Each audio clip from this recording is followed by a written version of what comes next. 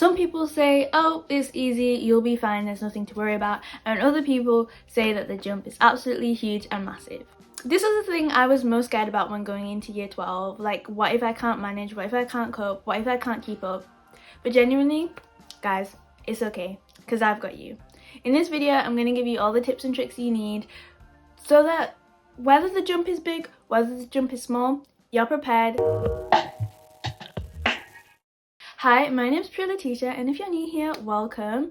If you like to achieve the grades, you're just figuring life out, and you actually want to make these years count, then this is the right place for you. Number one tip, don't panic if you struggle at first. Struggle is inevitable, because with great power comes great responsibilities. And those great responsibilities are your A-levels.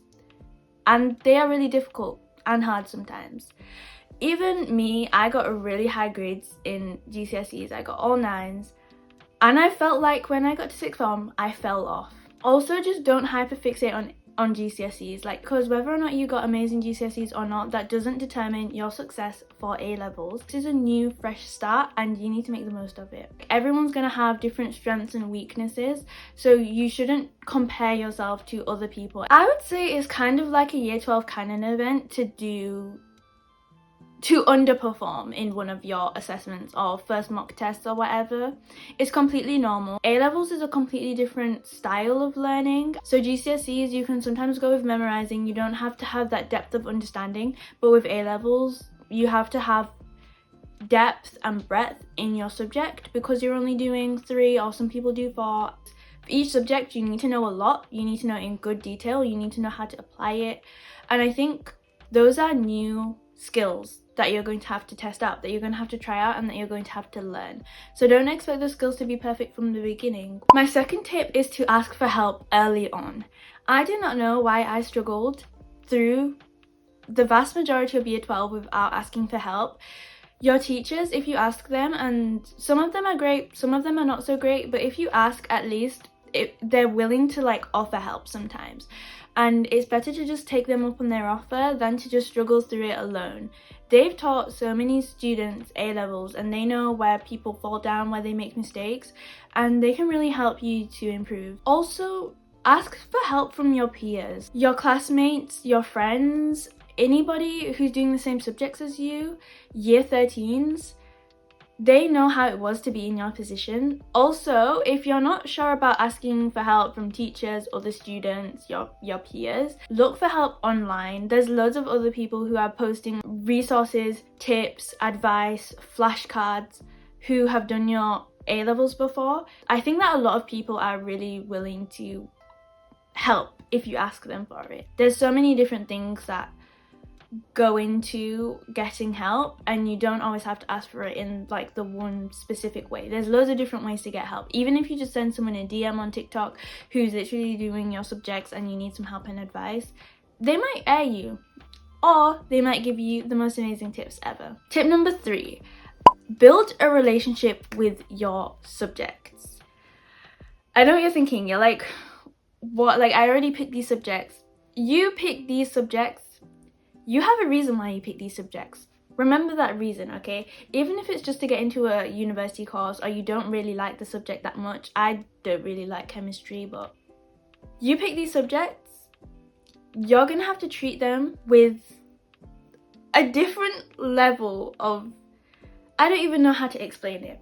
It's like these subjects sort of become your life, and it's really sad, but you have to immerse yourself, especially for like social sciences, essay-based subjects. I don't do any of them. Like, I do biochem maths, but with those things like economics, politics, history, like, read outside of your subject. Even in biology, I read outside of my subject, and I genuinely think it's made me more interested to come into the lesson and learn the theory behind the other things I'm reading.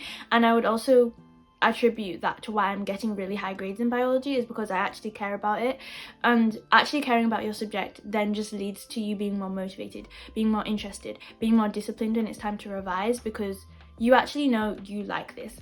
And if you don't like your subjects, it's okay, but just focus on the long-term plan.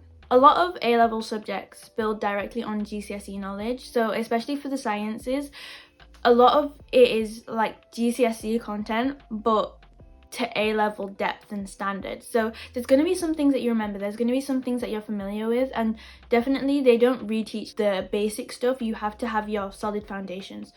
So don't be afraid to crack out the textbook from GCSE and like repeat some of those topics, because honestly, as soon as I came into A-levels, I kind of forgot a lot of my GCSE things, because you don't really need a lot of it, but some of the time you do. And even if you've never studied your subject before, you can get a good kind of vibe, a good gist for it, and start building that relationship with your subject by watching an introductory YouTube video about it, watching a video essay about it, watching like an interesting case study, or read a book if you want. But there's so many different ways to do it. Get an audiobook. What else? Just do different things that relate to your subject, and you're going to start building that relationship. You're going to build that firm foundation so that the jump isn't going to feel as difficult. When you actually get into the lesson, you can like pull from all these different pots of knowledge that you have from your like outside reading. So even if you don't know exactly what the teacher is talking about in that moment, you can make links to things that you actually find interesting. And I think that helps me anyways to anchor my learning into something. It just kind of helps me to remember it when I'm trying to revise. And my last tip for managing the jump from year 11 to year 12 is to set up systems. Don't rely solely on motivation. I would say that GCSEs, you can literally watch a whole spec in 20 minutes video and you're literally good to go. GCSEs are very crammable. A-levels are not. Consistency is genuinely key, and I know that sounds cliche, but with A-levels, that is so true. If you set up those good revision, like just I'm gonna sit down, I'm gonna do this at this set time, and you build that discipline, you build those systems so that even when things do get difficult and you're not as motivated anymore, you can still keep showing up for yourself and showing up for your A-level studies. That's what's really going to put you ahead of everybody else. Anyways guys, I hope you enjoyed this video. I hope you found it really useful and helpful, and I hope that you're feeling a lot more reassured about the jump from GCSEs to A-levels.